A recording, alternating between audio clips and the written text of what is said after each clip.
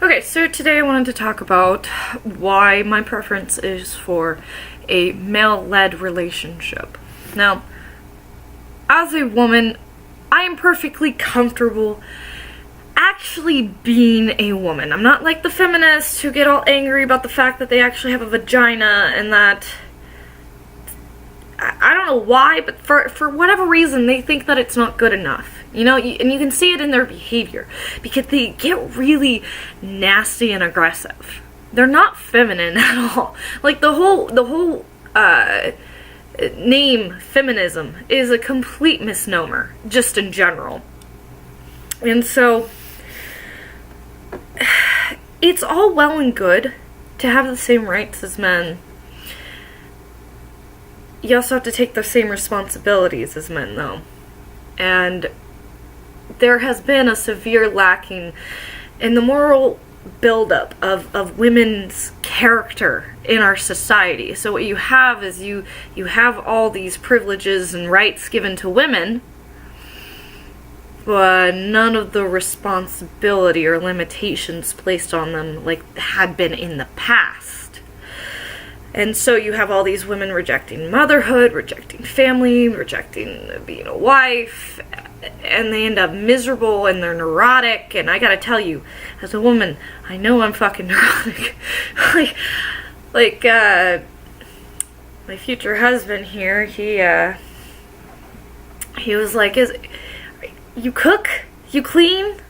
Is this a trick? Like, what's the, what am I missing here? And I'm just like, well, I am kind of bipolar, I get a bit hysterical, and I cry a lot. And he's like, oh, so you're a woman, okay, I can deal with that. It's like, yes! I gotta tell you, I'm so happy in this relationship, unlike I've ever been before. He's just the best guy I've ever met. Like, legitimately. I think some women get really angry because they don't find the right sort of guy that can go, you know, be the male lead in a male-led relationship. I know that my former boyfriend, he couldn't lead. He made me feel so much more anxious than I already was, because, you know, it's like, well, I feel attached to this guy. He says he wants to be with me for the rest of my life, or his life, or whatever, and then he couldn't fucking get his shit together enough for me to be able to, you know, follow. And I can't tell you how much stress that put on me. I'm like, I'm gonna have to fucking pay my own bills for the rest of my goddamn life if I marry this man. Which, you know, if you're a strong, independent woman, you shouldn't have a fucking problem with that. I, on the other hand, really like the idea of being a stay-at-home mom. I really like the idea of having my husband take care of the financial side while I take care of the household domestic chore side, because I don't have a fucking problem cooking and cleaning like some women out there who thinks it's oppression or something. Like, no, I'm telling you right now, if you're a woman who gets really anxious, who is high in neuroticism, who doesn't deal with stress well, the home environment is built for you. Example, there's this girl at work. Her name is Tabitha, and she's adorable. She's 21, and she walks up to me, and she's got this ginormous smile, and she thinks that the relationship between me and my current boyfriend / future husband is absolutely adorable. And, you know, she's asked me about it and stuff, and, you know, like, I've given her my perspective as to why she's so interested in a relationship, and I'm just like, yeah, it's because you want babies. That's the type of woman you are. You are literally, I can tell right now, the way that she is built structurally, emotionally, maternally, she is gonna have lots of babies. Or at least a couple, you know. Some boy is gonna come along sometime decides she's really cute, take care of her, and, you know, that's the type of woman who might have a part-time job, but is probably going to spend most of her life taking care of babies. And it's going to make her, in particular, happy because that's her nature. There's some women out there who are the competitive business women. There's some women out there who want to join the FBI, my sister being one of them. I think she's batshit crazy for wanting to join anything having to do with the government at all, but at the same time, I have to recognize there's a difference between my sister and myself. That being said, since she got married, oh man, her anxiety levels, her stress levels, everything has just dropped immensely. And especially after they had a little bit of marriage counseling, which I think marriage counseling for any couple planning to get married or recently married is a good thing, especially if you're having like hiccups and you know, the gears kind of grind when you start trying to merge your lives together and whatnot. It can be very beneficial. And you know, once I think that the turning point for my sister 100%, where she just got rid of the rest of her anxiety about all of it, was they went to Thailand, and she saw these children, and they were playing, and they were poor, like shit fucking poor, like living in grass huts fucking poor. And my sister, mind you, I guess I would have called her a little bit of a harlot when she was younger, but, you know, I call a woman a harlot who uses her vagina as a weapon or as a tool to get money out of men. She grew out of that. She's not like that anymore at all, in any way, shape, or form. She's really developed herself, but she had to do that by building herself up in terms of a career and stuff like that. And then she became a useful human being to want to be married to. And once she saw those children, and she told me, she said to her husband that she couldn't believe they were so happy. This spoiled little girl saw these other children in another foreign country just so happy. And he's like, yeah, but they don't know they don't have anything. They're fine. They think they have the world. They don't know. You only feel bad for them because you're looking at it from your perspective, essentially. And now, he probably didn't say it exactly like that, but I'm paraphrasing. But it had a very profound effect on her. Mind you, she's still complaining after conceiving and having the baby that they can't go travel the world anymore or anything like that, which I find hilarious. It's like, that's not even on my fucking radar, because I don't have that, like, she's very much more exploratory than I am. She's got that more exploratory gene. I'm just more like, hey, can we light my scented candles, have some flowers, and just call it good? And so for me, considering that I am prone to stress, and I'm prone to crying and hysteria, and I'm a little bipolar, and I've been sheltered in my life, let's say. I've been pretty sheltered. You know, I come from a middle-class family. I don't like taking risks. Risk scares me. New things scare me. So for me, as the type of woman that I am, having a male-led relationship where the guy is my future husband, he's 11 years older than me. I'm perfectly comfortable with that, though, because I like the idea that he knows more than me, and he can help me when I need, you know, help and whatnot. And I'm not going to get into a problem that I'm not going to be able to solve without him, because he knows so much more than me. And that's reassuring.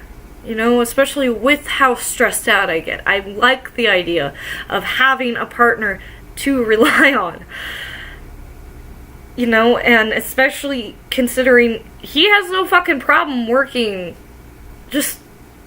And I have an issue with how many hours he works, just because he's so exhausted all the fucking time. It makes me so sad. He works a 40-hour work week, you know, at his regular job, and then, because he's paying off some fucking debt from his ex-wife, who's a complete and total bitch.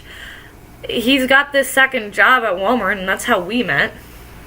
So thank God he had that job, but he literally got this second job just so he could finish off paying off his debt from his ex-wife faster.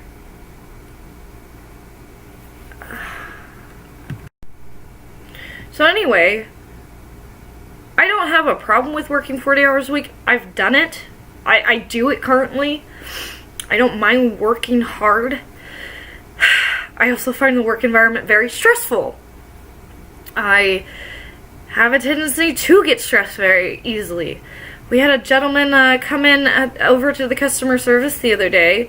I was trying to get my paperwork done, and this is part of what's so stressful. I try to get my paperwork done, but my managers need me out of my office to help customers, so I can't get my paperwork done, and then I spend the whole day stressing about getting my paperwork done, and being like, no, please let me back in my office so I can go do my paperwork, because I really would like to get out of here on time today, which didn't happen this last week. It's like an hour late. Well, extra hour pay. That's what happens when they don't schedule the right amount of people.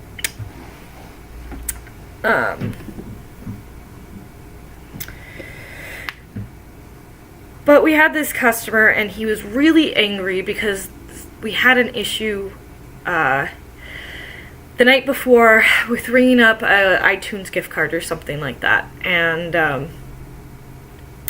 the card ended up not being activated. I think he also lost some money out of the whole deal. But the whole point is, he came in, he was very angry. Not only was he angry, but he was verbally aggressive.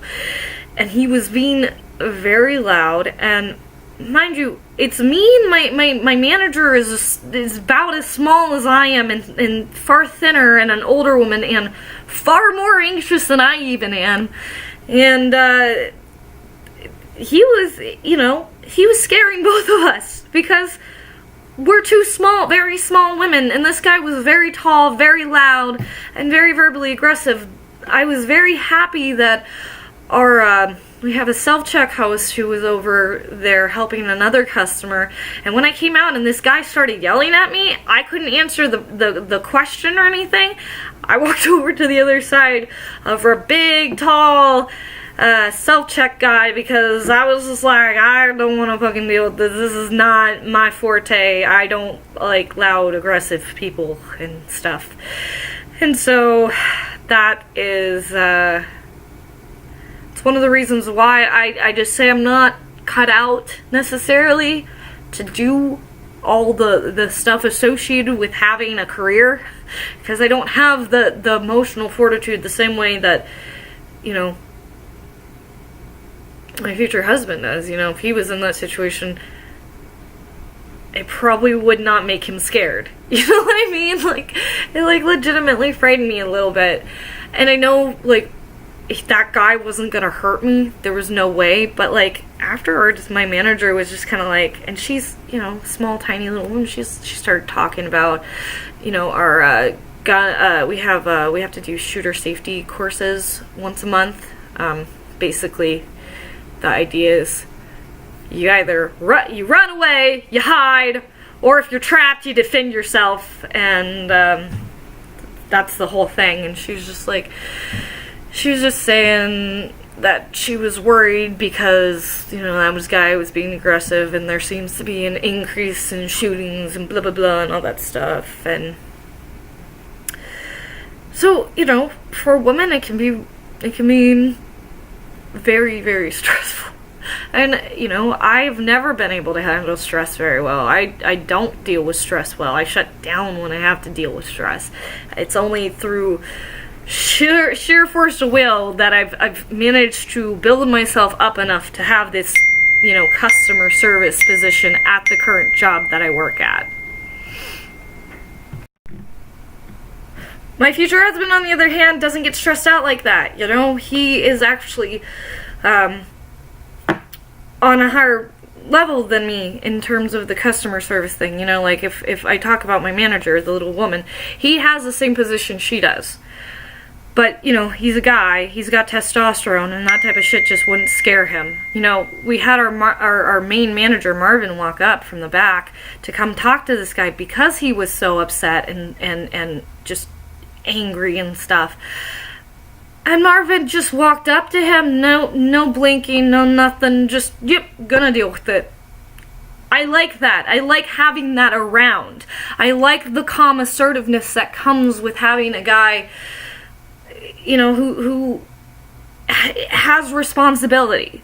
It's really, really nice. And, you know, it's something I personally crave in my life. I crave having somebody that I can rely on, you know, who actually sits there and wants to make me happy. Isn't that crazy? Having a guy who actually wants to make me happy. It's amazing. And, like, I'm sitting here, I want to work hard to make him happy too, and it's this wonderful thing where I feel like, because he's willing to fulfill his masculine role in the relationship, I can fulfill my feminine role in the relationship, and it's better for me because I'm extremely feminine. I'm not cut out to have a career. I've never been made from that cloth, okay?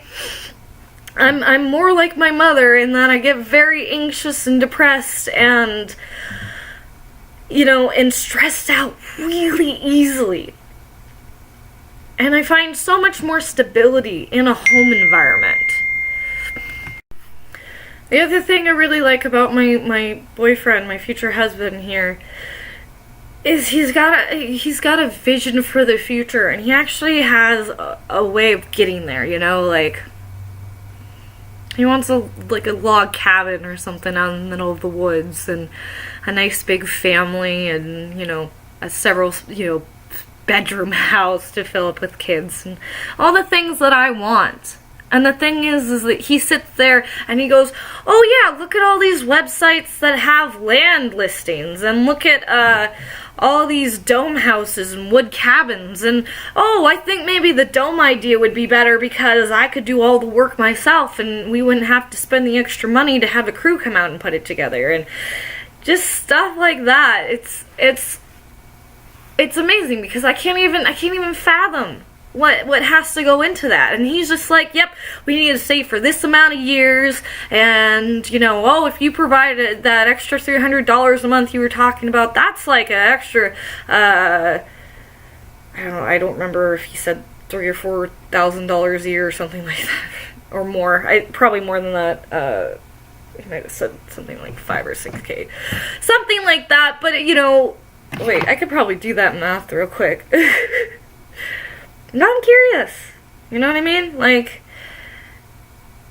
how much would that be? So 300 times 12 equals, yeah, it would be $3,600 a year. And so over, I think he said over a 5 or 4 year period, it'd be like $15K that, you know, I personally could contribute from, you know, just working and being willing to be a partner. And the thing is that, you know, he can keep track of all that in his head, and he can see where all the puzzle pieces fit, and that's amazing. And he's like this IT guy, and he's it's just great. It makes me feel so much less stressed out about my life and what I have to accomplish and where I have to go and what I have to be and who I'm allowed to be. And the thing is being in this particular relationship, which is a lot more male-led than I've ever had a relationship. It's amazing. I'm allowed to be my feminine self. I'm allowed to be, you know, vulnerable. I am allowed to be feminine. I'm allowed to embrace that side. And this is why I hate feminism so much. Feminism made me believe I had to let that masculine side take over. And that masculine side has led me to nothing but anxiety and grief. You know, like, I don't want any part of that. I would rather see the masculine side of my relationship in my husband, because he actually knows how to work with it, and it doesn't just make him angry, you know? Like, makes me angry when I have to take on that role. I'm not comfortable in that role. And, you know what, I think the biggest message that I have for women talking about this is just, it's okay. It's okay to want to have your husband lead you in the relationship. It's okay to want to have a little bit older of a husband, because at that point you think, he knows more. He's gonna be able to take care of me better and the kids better. There's nothing wrong with that.